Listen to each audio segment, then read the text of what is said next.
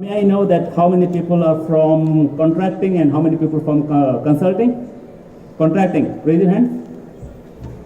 Wonderful, wonderful. I think you are going to gain something good today. And from consulting? Nice. And from other industries? Neither from? Okay, good. And how many of you are in senior management? Anyone? Good. I think there is something very beneficial for you in this presentation. And how many project managers? Oh, that's not very strong presence here, only a few. But and how many contract managers? How many people are actually dealing with contracts? Only one person. This presentation is really, really important for for people in contracts. But nevertheless, how many architects? Good number. And rest of you must be engineers. Engineers, how many? MEP engineers. Good. So we have got a very good mix of people here. And from time to time, every one of you will be. Can you try this one? Is it working?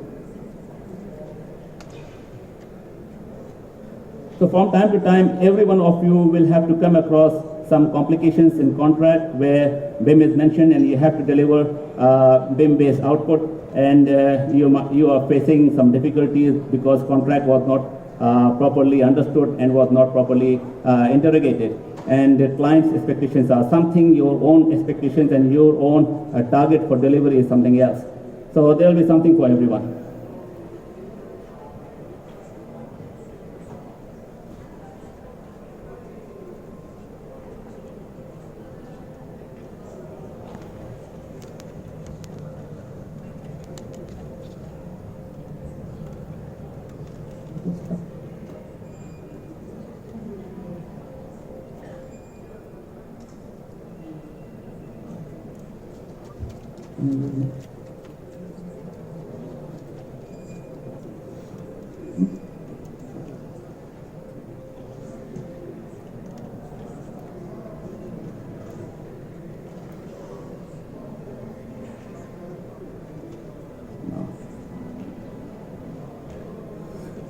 Anyway, so technical snag is still there. I'm not able to use the presenter, but anyway, I'll use my.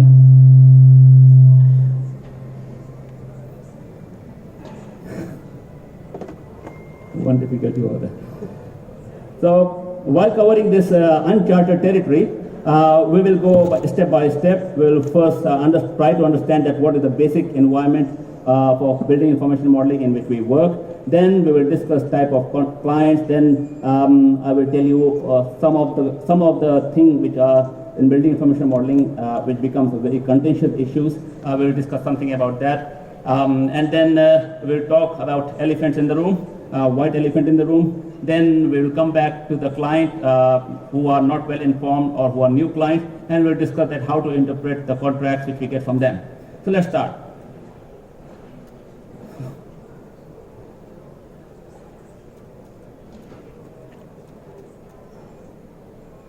Okay, so I'm going to start with introduction to BIM, and then we'll go to level 2 BIM maturity.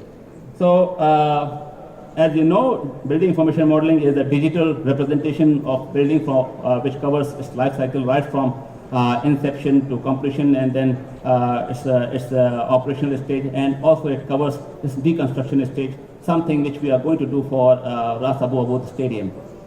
So that's the general definition of building information modeling. And then I just want you to understand something about building in BIM environment, that how many softwares and what kind of interoperable formats we use to transfer information from one set of software to another set of software. So all the story starts with BIM authoring application. We have got several applications there like Revit, Bentley, MicroStations. There are many more. Here we start our story. We start developing the design and models from here. Then via interoperable format, we take this information to other software. For example, if we have to do some structure analysis, we will convert our model to IFC or DXF format, and then we take it to ETAP for structure analysis, and then we take it to EcoTech for energy analysis. Similarly, via interoperable format, we take our model for 4D operations and 5D operations. I hope that you understand 4D and 5D things. just to tell you a very basic overview, 4D is something where you attach time-related information with the model. For example, construction sequence, construction schedule. So we link the construction schedule with the model and it becomes 4D. For 5D, when we link cost-related information or quantity-related information with the model, then we call it 5D.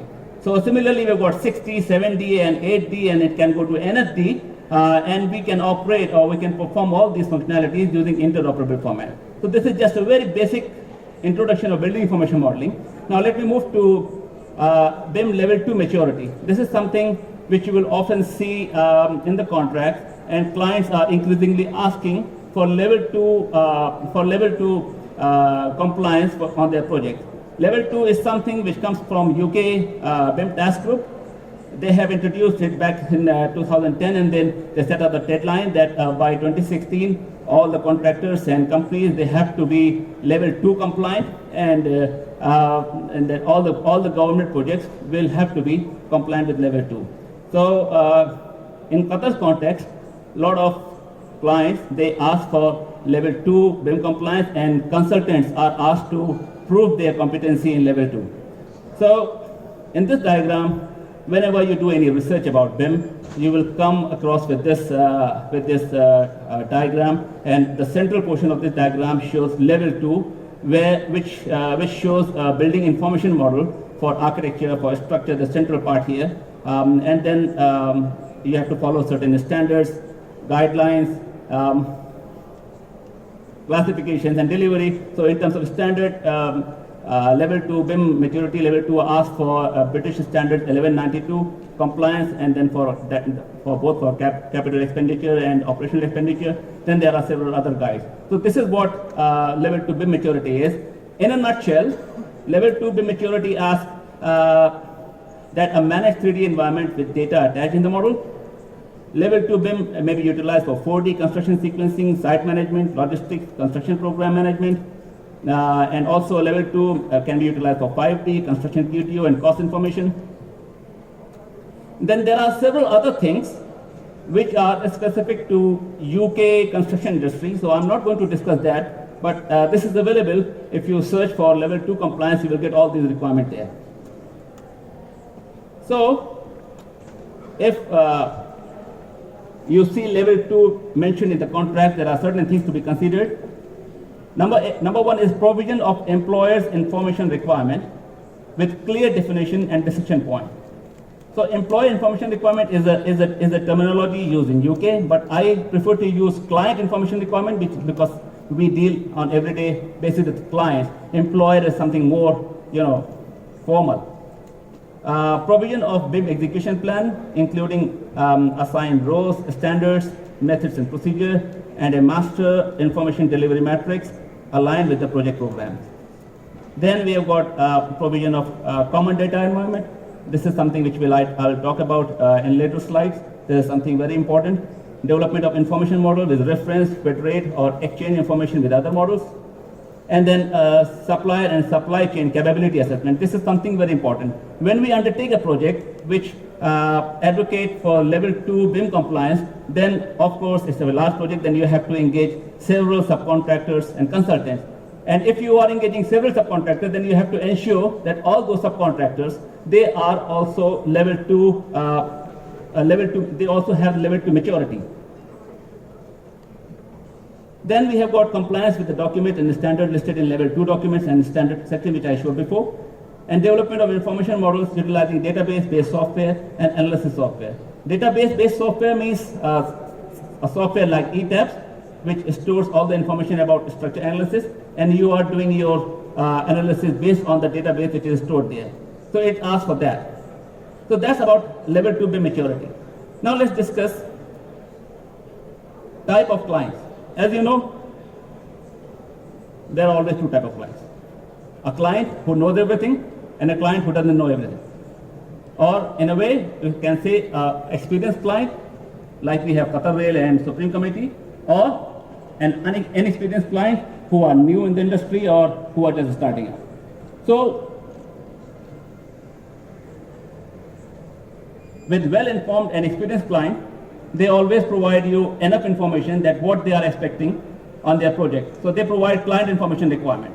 CIR is something which defines general terms and conditions, BIM standards, model element definition matrix, MED matrix, naming convention, clash matrix, I call it element interaction matrix, and other BIM process and procedures. So I will just show you some samples of CIR, which I have personally worked. For example, for Qatar Rail, they provide a set of 34 documents. It is quite extensive set of documents which talks about almost every aspect of building information modeling. They are very thorough, and sometimes they also go overboard. For example, they have got instruction manual just to understand that what these basic 34 set of documents are. Then we have got modeling strategy, project initiation, how to set up the project. Then MCR, MCR is about model content requirement, that what exactly they are expecting in their project in terms of model component.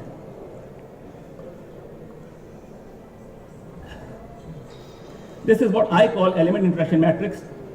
What basically happens here, they list out all the components from all major disciplines across and along, and then they check the combination of any two items to understand their importance or priority on the project. If the two components, for example, column and any duct, if they are clashing, then that combination is quite important to consider and assign a project priority, a clash priority. Then there are several other documents: clash detection procedure, 4D sequencing, model delivery requirements, element level of details. So in all 34 documents. Coming to Supreme Committee for FIFA stadiums, they provide only 2 documents.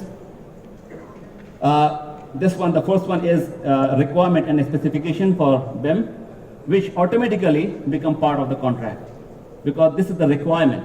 This is not the standard. This is not their recommendation. This is a requirement. So this automatically becomes a part of a contract. So everything written in this document is part of the contract. And if you are not properly understanding that, then you may be in trouble later on. And then this is their BIM content standard. This is the standard. This, sometimes they say that, okay, if you can achieve everything on the project by using this thing, then go on. Otherwise, you are free to use your own standards. Now let's discuss the scope of work. Scanning through your contract document is really, really important. For example, this is the table of content of one of the scope of works. Scanning through it, I find, okay, here, item 4.3, building information modeling. So this is something very important for me. I would straight away go there and I see, oh, there are list of many different items. So I try to understand everything, I make sense of everything is fine, but something, I have a question mark here. Because they are asking something which is not very practical and not very easily achievable. For example, utilize BIM technology in the development of sustainable solutions, daylighting, energy modeling, CFD, LCCA, and carbon analysis, and so many other things. So here I'm not sure. I'm going to renegotiate client on these things, because energy analysis, simply daylighting is easy. I can do it in Revit. I can do it in any other software. Energy analysis is also, to some level, understandable. I can do it. I can take my model to Ecotech and perform energy analysis. But what is this? CFD modeling. This is something complicated.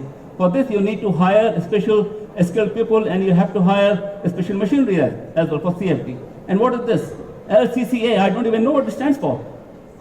And then we have got carbon analysis. These are something which can make your project, this BIM achievement, a project within the project.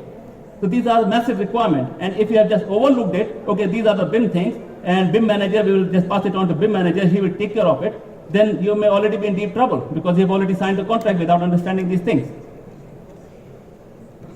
Similarly, here we have got something about utilize BIM in all cost activities, cost modeling, value engineering, etc., by developing cost-loaded BIM model. What is cost-loaded BIM model? We author the model in Revit and other software, but we don't put any cost information over there. It is possible, but you have to create an environment for cost-loaded model. You have to export the model, you have to take it into another software, extract your quantities there, attach the estimates, so that both quantities and estimates remain together. And that's what we call cost-loaded model, but it is already separated from the main model, because we have already exported into another format. So I would really pay attention to these things before signing contract, before and I would renegotiate everything which is written here. So important things, till what stage we are contracted to. So you have to understand that because we have to, accordingly, we have to plan our resources, plan our budget to undertake the project. So I'm going to show you this McLeamy curve. McLeamy curve is something which most of you would have seen. This is still very relevant because it captures the true essence of how the project should be undertaken. So what it actually says, in a BIM environment, maximum efforts are spent in the early stages. This is what this graph depicts. BIM project startup requires a smart and deeply thought about strategy, otherwise you will fail. As a result, the McLeamy curve shows the crest of maximum effort exerted at the schematic design stage. Now let's come back to this. You see here 4 curves. Curve number 1 is your ability to control cost and design. Curve number 2 is your increasing cost. Curve number 3 shows your traditional approach for the project, traditional design basically. And curve number 4 is basically your IPD or BIM Mandated Project. So you see the crest of both. For BIM, you are getting somewhere between schematic design and detailed design, the peak point. And for a traditional project, you are getting it somewhere between construction documentation and for building consent, energy permits, etc. So you see here in the building, in the BIM mode, you are getting maximum effort exerted at the schematic design, somewhere at detailed design stage. But you also have very good control to control your cost and design. At the same time, changing or making any changes in the design is still very much in control. Whereas in traditional environment, it's not like that. So what it means that BIM project fee breakup must consider this factor and accordingly demand appropriate fee at appropriate time, because you are already exerting most of your efforts in implementing BIM, in organizing BIM people and putting up all the resources together. So you have already exerted lots of efforts there. If a project is contracted up to schematic design only, then the fee should be same as the construction documentation stage or IFC stage. This is what we have already faced in one of the FIFA stadium. So we were, while I was at AAB, so we were contracted only to provide schematic design stage. But we really had to implement everything from Supreme Committee BIM standard, BIM specifications. So we already had worked too much, but our contract finished at schematic design. So we were paid only up to schematic design stage, but we worked or we exerted our efforts up to IFC and DT stage. So our fee structure should reflect that. So now we will further discuss that why actually it takes more effort in implementing BIM at the schematic design stage. So here we have got 2 things: CIR implementation, which is client information requirement, and then we have got other time factors. Within CIR, it really, like if you look at Qatar Rail, if you really have to go all 34 documents, you are understanding it, you are training your people how to implement it. It is already a project within a project. So we are first accomplishing that project to understand those 34 documents, train our people, put up all the resources, and then we start the project. So we have already invested so much time and resources on that. Then we have, by the end of concept design stage, the following completed documents need to be submitted to the client, which is a mature BIM execution plan, project-specific QA/QC, which defines that how you're going to conduct clash detection, MED matrix, model element definition matrix. These are some very complicated terms which just appear in the scope of work. And without understanding these things, if we sign up anything, it may invite lots of trouble. Component interaction matrix for clash detection. We will talk about it more. Other time factors: at schematic design stage, a high level of coordination is required between services. Architectural and structural designs are expected to be 95% complete. Model-based QS needs to be done. Health and safety register and model is also expected. An overall list of deliverables has more items to be submitted than what we do in traditional method.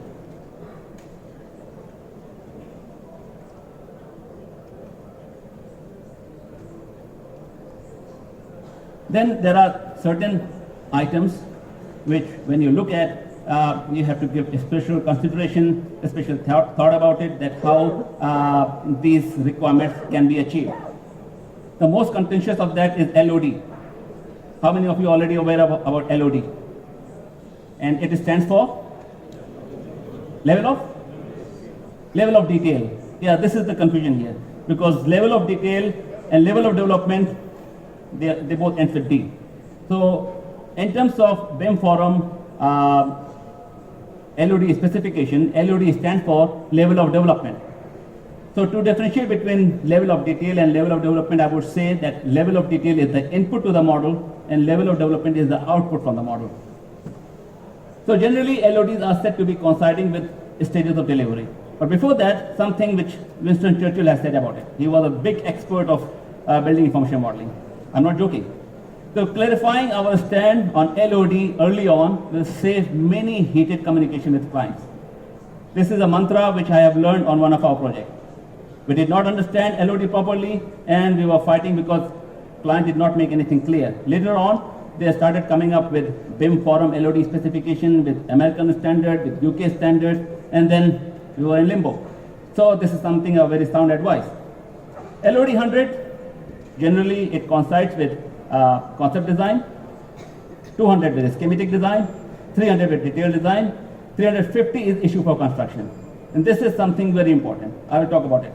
And then we have got LOD 400 for shop drawing and 500 for as-built or facilities management model. At LOD 200, a wall simply is a wall without lots of specification to it. So at concept design, people are more busy in coming up with some design. Then at LOD 300, you designer make sure that what kind of wall they have put in their design. If it is a concrete block wall or if it is any other kind of wall. If it is a concrete block wall, then how thick and or how big are the blocks. At LOD 350, which is most important stage, you have to be 100% sure that what size of blocks you are using, what reinforcement is being used in there, and then are there any concealed beam or column which should be highlighted for the coordination purpose with other things.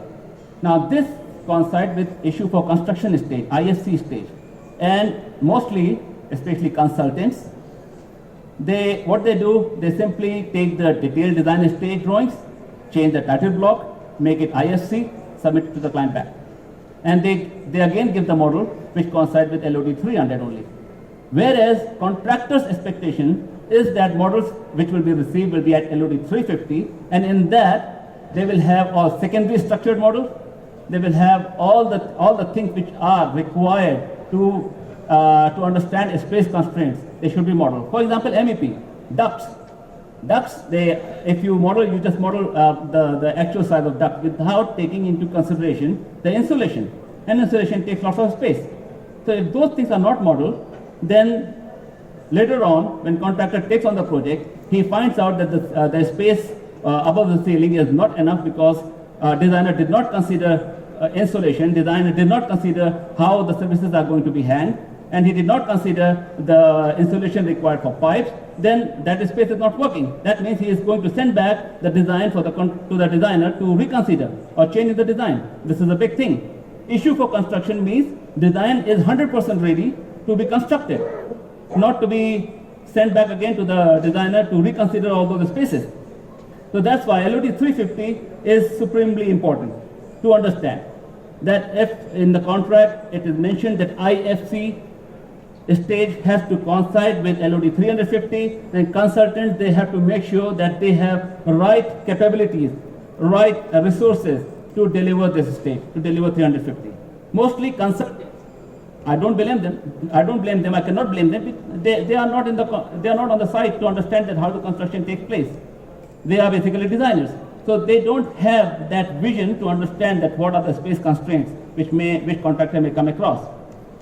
So consultants especially, they have to consider very carefully before they take up the project where they have to deliver LOD 350. Coming to fully coordinated model. You may have heard that client wants clash-free model, especially for Qatar Rail. You may have heard this thing.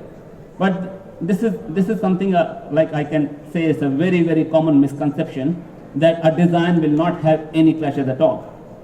It is always going to have some clashes. Clash detection is based on component interaction matrix.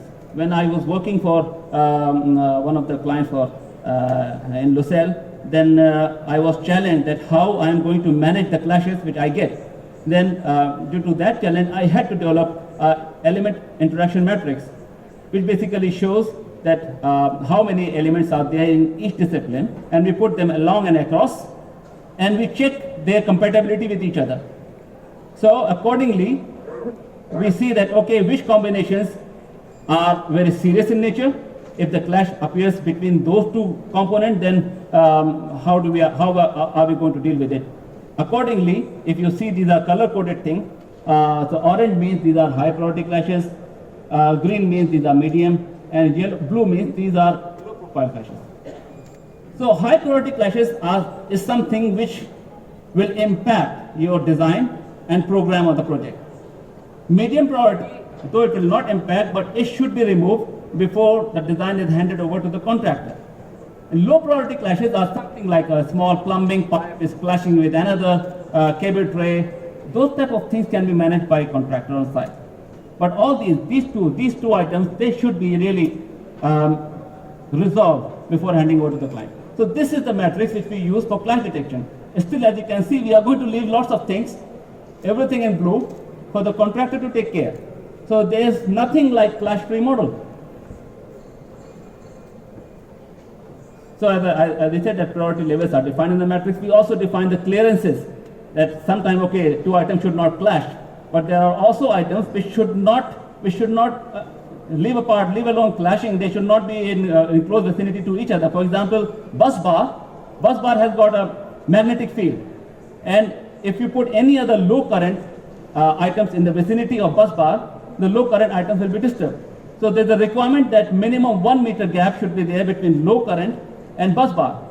So how we are going to identify those things? This matrix identifies here. It provides, okay, so here we need all the clearances. Whatever you see in C, that's the clearance. So we define all these things. We pass on these things to our modelers and designers. They already take into consideration these things. And when we really get the model, hopefully that these things are already taken into consideration, we get as less number of clashes as possible. So what we got to do over here, when the client says that I need a clash-free model, we have to really tone down their unrealistic expectations. They are going too far away with this thing. So you have to propose this thing, that this is my element interaction matrix. Based on this thing, we are going to take care of all these combinations, and there will always be some residual clashes. No one can help with that. So we have to tone down that expectations. Coming to BIM-based quantity surveying, whatever we model actually can be quantified. There is no rocket science in this thing.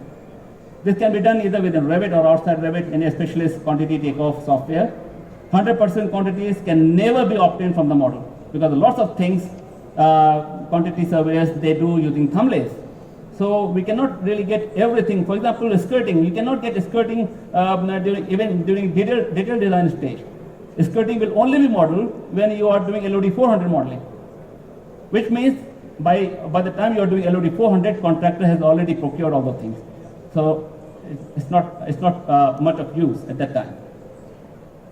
At schematic design stage, roughly 80% quantities from architecture structure disciplines can be extracted. And for MEP, landscape, civil work, quantity can reliably be extracted only at DD stage. Before that, we cannot expect that we will get the quantities. So if client asks that they want quantities coming out from the model, you have to ensure that you are telling them the right thing and the realistic thing. Look, we cannot give you all the quantities before detailed design stage. And if you really want the accurate quantities, you will have to wait until LOD 400 modeling. So close to accurate quantity takeoff can only be done at LOD 400. So that's about LOD, clash detection and quantity takeoff. Now let's have a look at common data environment. This is something which is gaining momentum in the construction industry within the BIM diaspora. Common data environment is something which comes from British Standard 1192 and which asks for to create a small working environment and that information should pass through some approval gates. So if you see this diagram, this again comes from BS 1192. It asks for creating a small working environment for work in progress, shared, published, and archived. So while designers, they are working, that area is very important and sensitive. No one else can be allowed to pick or to look at those items which are work in progress. So this is really a restricted area. Only when designer or architect, they approve certain design. For example, in a tower, basement is complete and first floor is complete, and it is ready to be shared with a structural engineer. We approve that information and we pass it on to shared area. From shared, when it is really ready to be shared with client, we put in publish area. So this thing which you are looking at in digital language, CDE as shown in this diagram, can be hosted on an EDMS system. EDMS is electronic data management system. There are a couple of challenges with the CDE. Number one, there are not many solutions available. So many companies, they claim that they are CDE compliant, but I have tested myself. Very few companies, they stand true when it comes to CDE compliance. Implementing CDE is a very tedious job because you really have to implement that diagram in a digital format. That is very easy to say in the paper, but when you really start to implement it in a digital format, it's a big challenge.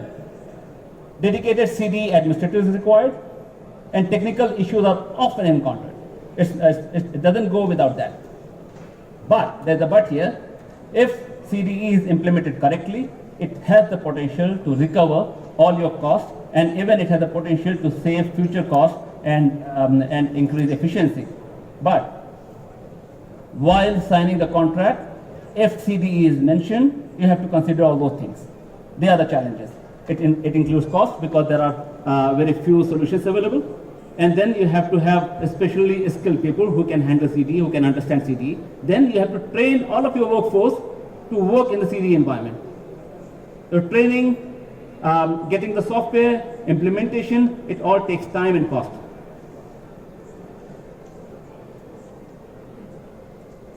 Now the time for elephant in the room. Here it is. Guess what?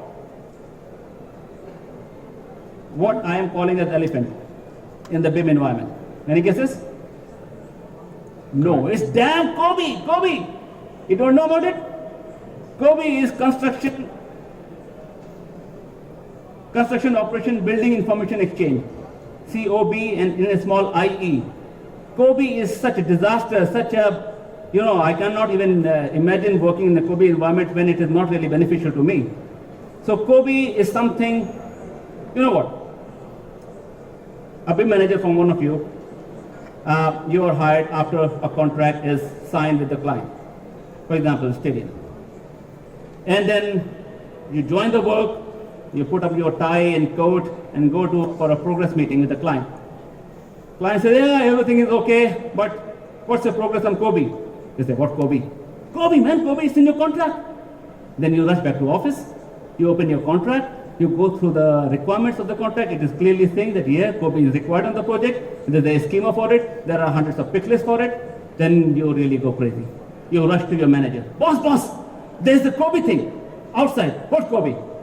COBie, sir, COBie. Oh, that white elephant outside? Yes. Oh, so what about it? You are the BIM manager, you're going to manage it. But sir, no designer has signed the contract. They are not going to do data drop 0, 1 and 2. What is data drop 0, 1 and 2? How do I explain to you? Then you talk, sir, our procurement department, they know nothing about COBie. And then our document control, he has no idea, no clue about COBie. How we are going to do it? Then manager says, man, look, we signed the contract and then we hired you. We thought that you are going to take care of everything. But man, COBie is not that easy. Primarily used for facility management in conjunction with CAFM software, computer aided facility management software. Extremely useful for clients and facility management, but contractor and consultant, no, we are not gaining much from it, actually nothing from it. For a large project like stadium, COBie is a project within the project, as I explained before, time consuming and very, very resource intensive. COBie data in a stadium project may involve in excess of 250,000 items, each with about 25 parameters. So if I show you in a spreadsheet format, you will go belly down. You say that this is an impossible thing. About 75% of COBie data has also to reside in the model, beside the spreadsheet. So as I said before, extremely useful for clients and facility managers for planned preventive maintenance, PPM. But was it taken into account in terms of cost and resource at the award of the project? Perhaps no. Because when you read through the contract, it says COBie compliance is required on this project, and the schema is provided, and the peak lists are provided, and COBie has to follow these standards. So contract managers say, oh, it doesn't look very big, we can achieve it. And then we will hire BIM manager, he will look at it, and he will do it. Without understanding, without going through a sample of COBie, that how it can be done and how many people are involved, whether only BIM manager is going to work on it, or the whole site team is going to work on it. You know, for COBie, your designers have to be involved. They are going to do data drop 0, 1, and 2, which is the progression of the maturity in the model, from 0, 1, and 2. From 3 and 4, contractor has to do that. And to do that, he has to involve your procurement department, anyone who is doing material submission, your document controller, and many other people. All engineers, they have to do some input in COBie. So if I am asked to do COBie now on a project which I am doing, I actually need 6 people dedicated for 6 months to work with me to complete that job. Now you can understand that how easily we can overlook such an important topic and we sign the contract. If you simply go and ask a sub-consultant that I want you to complete the COBie on a stadium project, he will give you the bill of no less than 5 million real for this thing. No less than 5 million. Anyway, so this is the example. This is just a sample of a COBie spreadsheet. As you can see, there are about 18 tabs over here. And this component tab in itself, it will have 250,000 components. And across, you're seeing all those parameters. Each component has got about 25 parameters, which needs to be populated. Installation date, procurement cost, and warranty date, who is the supplier, all those things that need to go there. Very, very intensive. Then this information is used with the CAFM software. It really, you click on an item, it shows you that whatever information you populated there, it will show you in the model as well. Okay, this is the supplier, this is the contact detail, and these are spare parts. So it's very easy. Looks very sweet, but for facility managers, not for us. Again, when we put BIM model in Solibri model checker, you can get that detail.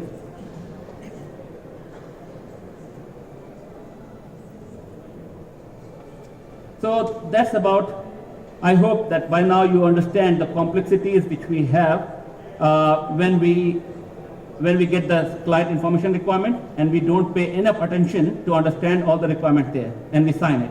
So these are the things which we have to encounter and have to deliver. So far we discussed organized clients, right? Which provides CIR, which provide all the documentation, and they also help you and guide you to deliver your goals. But what about the clients who are not so well informed? So let's go back to that slide where we discussed about type of clients. So this is not so well informed on new clients. They will not give you any CIR. No client information requirement like Rail, 34 documents, or like Supreme Committee, one extensive document covering everything. Scope of work may only vaguely discuss BIM requirement. BIM deliverable may not be defined. Overall use of BIM on the project may not be very clear. I'll show you some examples now. There are 4 examples. Look at example 1. Look at this part here. I'll give you 10 seconds to read through it.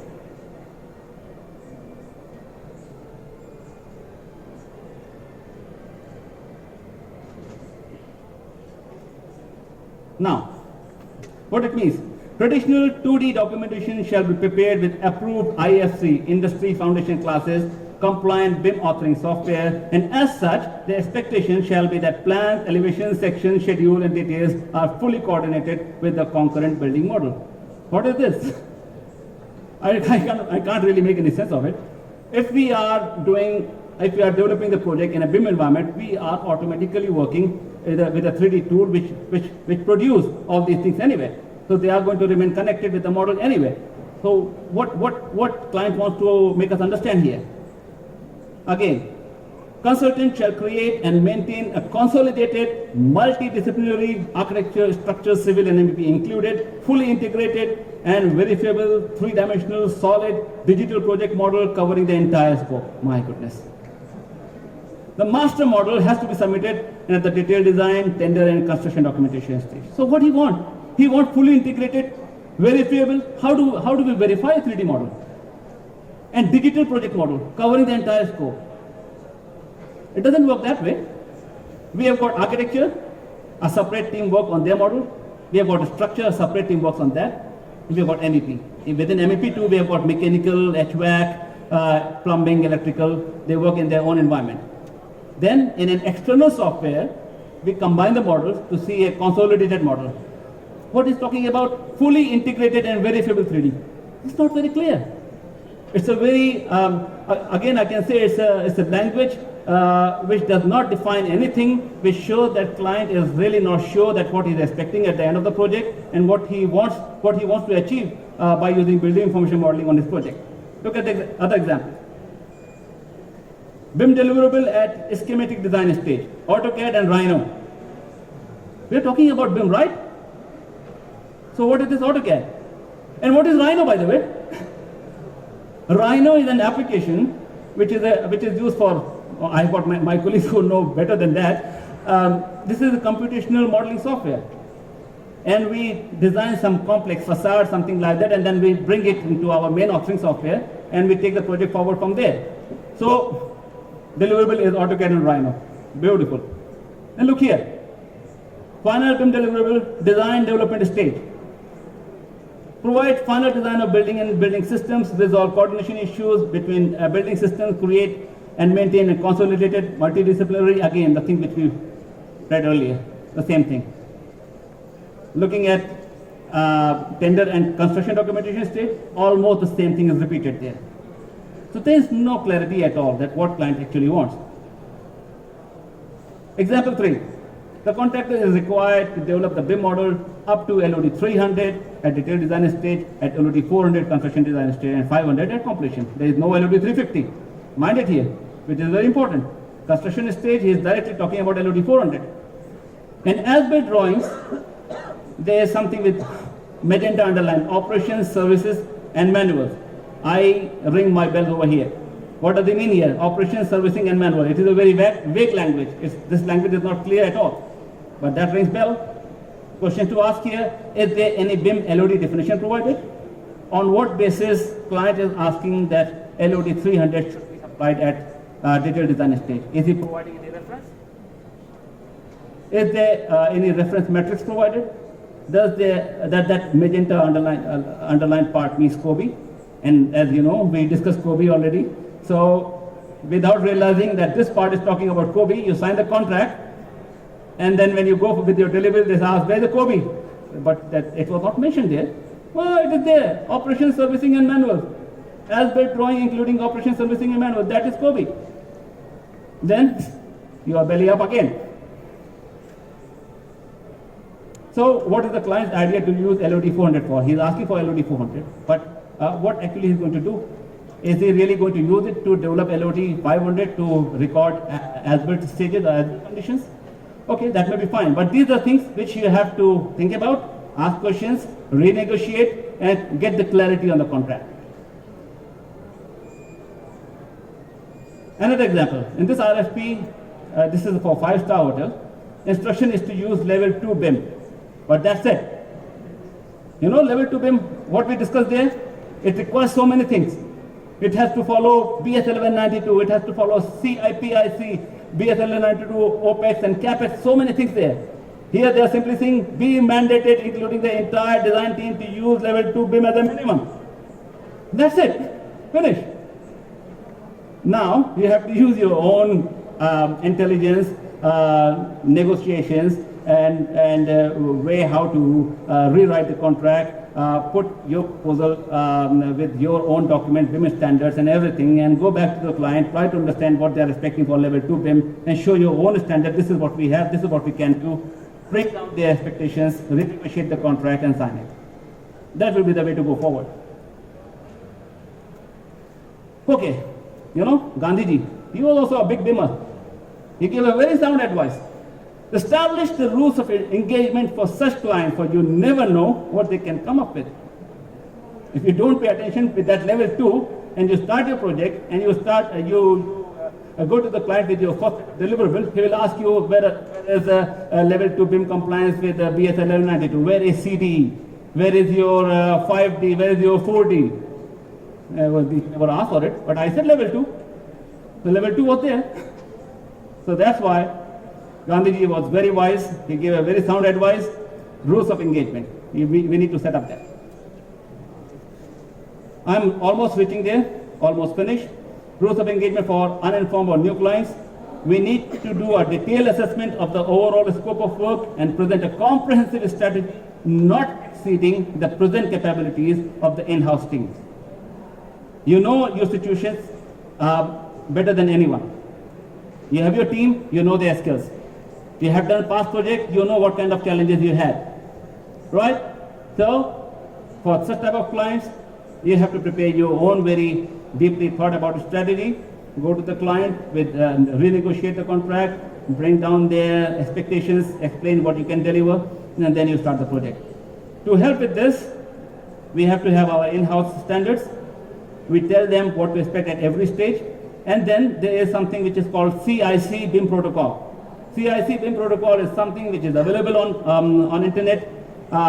If you are not very sure that how to put a contract language in BIM-based project, you can take help of this thing. Then at the end of this document, they provide you with a form. This form, if I cannot zoom in, this form again talks about project procedures, coordination, inconsistency, project standards. So you set up your own company standards here, put all the record over here, take it to the client, make them sign it, and then everything is clear and sweet. So that's all, territory conquered. If we really follow all these things, if we are really careful with every word, every terminology used in the contract, then we can sail smoothly. Open for discussion. Oh, before for discussion, I was asked by the people to come forward and take a selfie. So can I take a selfie? Here's my phone.